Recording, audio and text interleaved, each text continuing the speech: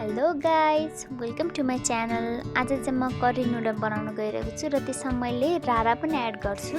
ल let's go. हामीले 2टा egg र 4वटा पटेटो जति बोइल गर्न राख्छौँ र यो बोइल भइसकेपछि चाहिँ अब हामीले यसलाई फ्राई आलुदम बनाउँछौँ।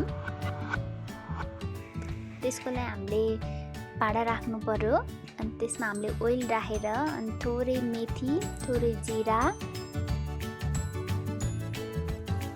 र त्यसमा प्याज फ्राई गर्नु पर्यो।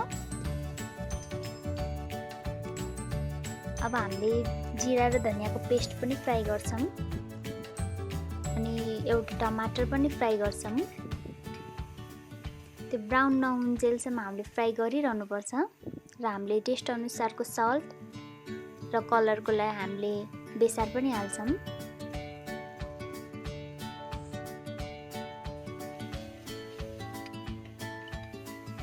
यो धेरै फ्राई भइसकेपछि थोरै पानी 1-2-3 चम्चा जति पानी पनि राखिदिने। यसले भित्रसम्म सल्ट जान हेल्प गर्छ, टमाटरको प्याजको भित्रसम्म। अब हामीले आलु राखिदिने, बोइल्ड आलु। त्यसलाई हामीले ब्राउन हुन्जेलसम्म फ्राई गर्नुपर्छ र हामीले एकछिन त्यसलाई निकालिदिनुपर्छ। अब हामी नुडल्सतिर जान्छौँ, रामेन करी नुडल्स बनाउने।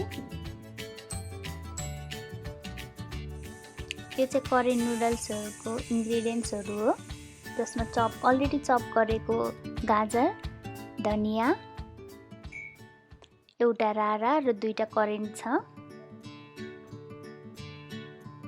र मैले अमलेट बनाउनलाई 2टा एग र ग्रीन भेजिटेबल, अनियन, लेमनहरू छ। हजुरहरूले चाहिँ ग्रीन भेजिटेबल मैले चाहिँ ब्रोकौली र साग राखेको, हजुरहरूले जुन पनि एड गर्न सक्नुहुन्छ।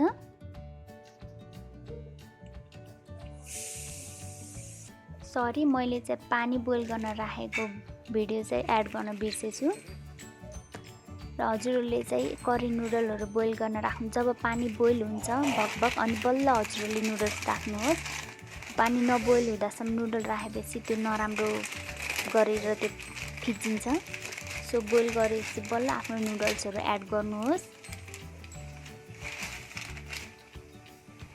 मैले चाहिँ 3टा नुडल्सहरू एड गरेँ र यसलाई 2 मिनटसम्म बोइल गर्न दिनुहोस्। बोइल भइसकेपछि आफूलाई मनपर्ने भेजिटेबलहरू, ग्रीन भेजिटेबलहरू एड गर्नुहोस्। र म अब गाजर पनि एड गर्न गइरहेको छु। यसलाई अब 1 मिनटसम्म बोइल गर्न दिनुहोस्। र अब हामी अमलेटतिर जाऊँ। अमलेट बनाउनलाई हामीले प्यानमा थोरै ओइल राख्ने र अमलेट बनाउनलाई हामीले एग फुटाएर त्यसमा थोरै धनिया मिक्स गर्ने अनि थोरै चप अनियन मिक्स गर्ने र चप गरेको गार्लिक एड गर्ने र आफ्नो टेस्ट अनुसारको सल्ट राख्ने र त्यसलाई राम्रोसँग मिक्स गर्ने। र अब हामीले हिट भएको प्यानमा राख्ने र यो राख्दा फेरि हामीले आफ्नो फ्लेम थोरै लो गर्नुपर्छ र पछितिर मुनिको फ्राई भइसकेपछि हाई गर्ने र अब हामीले मुनिको ब्राउन भइसकेपछि फ्लिप गर्ने एगलाई।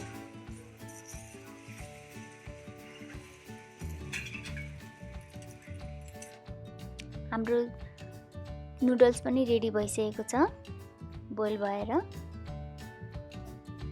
अब हामीले सर्भ गर्ने र हामीले जे बनाएको छौँ त्यो सबै एड गर्ने त्यहाँ र हामीले करेन्ट र राराको मसलाहरू एड गर्ने।